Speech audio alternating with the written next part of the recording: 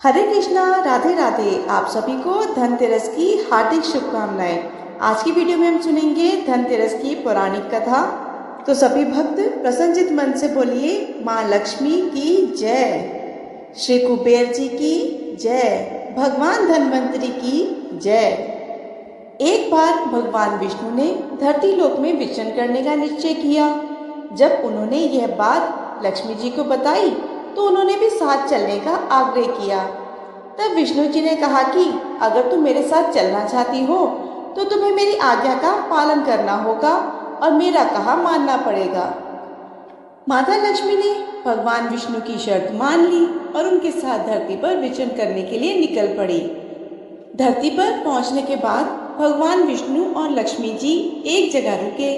वहां विष्णु जी ने उनसे कहा कि मैं दक्षिण दिशा की ओर जा रहा हूँ, जब तक मैं ना आऊं तुम कहीं मत जाना। विष्णु जी के जाने पर लक्ष्मी जी के मन में यह जिज्ञासा पैदा हो गई कि आखिरकार दक्षिण दिशा में ऐसा क्या है जो स्वामी मुझे उनके पीछे आने से रोक रहे हैं, मुझे साथ नहीं ले जा रहे। अब तो लक्ष्मी माता से रहा नहीं गया और अपनी जिज्ञासा को शांत करने के लिए वह भी विष्णु जी के पीछे पीछे चल पड़ी। थोड़ी दूर जाने पर उन्हें सरसों का एक खेत दिखाई पड़ा जिसमें पीले फूल खिले हुए थे।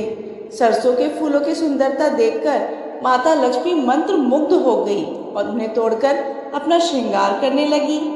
इसके बाद थोड़ा और आगे चलने पर उन्हें एक गन्ने का खेत दिखाई दिया। लक्ष्मी जी ने गन्ने तोड़े और उसका रस पीने लगी। उसी क्षण भगवान विष्णु जी वहां प्रकट हो गए।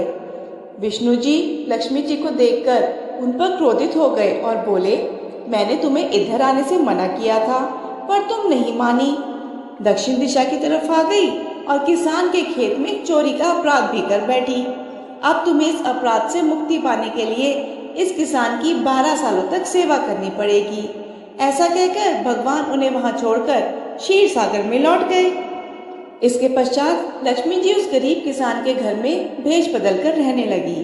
एक दिन लक्ष्मी जी ने उस किसान की पत्नी से कहा कि तुम स्नान करके पहले मेरे द्वारा बनाई गई लक्ष्मी जी की प्रतिमा का पूजन करो और उसके बाद रसोई में भोजन बनाओ। तुम पूजा में देवी से सच्चे मन से जो भी मांगोगी वह तुम्हें मिलेगा। किसान की पत्नी ने ऐसा ही किया। लक्ष्मी जी की पूजा के फलस्वरूप किसान का घर धन धान्य से परिपूर्ण हो गया। लक्ष्मी जी की कृपा से किसान को सभी सुखों और समृद्धि की प्राप्ति हुई। इस प्रकार किसान के 12 वर्ष आनंद पूर्वक कट गए। 12 वर्षों बाद लक्ष्मी जी वहां से जाने के लिए तैयार हो गई और विष्णु जी उन्हें वापस ले जाने के लिए प्रकट हुए। किसान ने उन्हें भेजने से मना कर दिया। इस पर भगवान विष्णु बोले, इन्हें कौन जाने देना चाहता है, लेकिन यह एक जगह ठहरती ही नहीं है। मेरे श्राप के कारण यह 12 वर्षों से तुम्हारी सेवा कर रही थी, अब इनके जाने का समय हो गया है। किसान हठपूर्वक बोला, मैं लक्ष्मी जी को कहीं नहीं जाने दूंगा। इस संवाद में लक्ष्मी जी किसान से बोली कि यदि तुम चाहते हो कि मैं तुम्हारे घर में हमेशा वास करूं, तो मैं जैसा कह रही हूं तुम ठीक वैसा ही करना। कल तेरस है, तुम घर को लीप पोत कर स्वच्छ कर लेना। रात्रि में घी का दीपक जलाकर रखना। शाम के समय मेरा पूजन करना और एक तांबे के कलश में कुछ सिक्के भरकर रख देना। मैं उस कलश में निवास करूंगी, किंतु मैं तुम्हें दिखाई नहीं दूंगी। इस एक दिन की पूजा से तुम्हारे घर में सदैव निवास करूंगी। ऐसा कहकर लक्ष्मी जी अंतर ध्यान हो गई। किसान ने लक्ष्मी जी के कहे अनुसार उनका विधि पूर्वक पूजन किया। लक्ष्मी जी के आशीर्वाद से उसके घर में हमेशा समृद्धि का निवास बना रहा। मान्यता है कि तभी से तेरस के दिन लक्ष्मी जी की पूजा होती है और धनतेरस का त्योहार मनाया जाता है।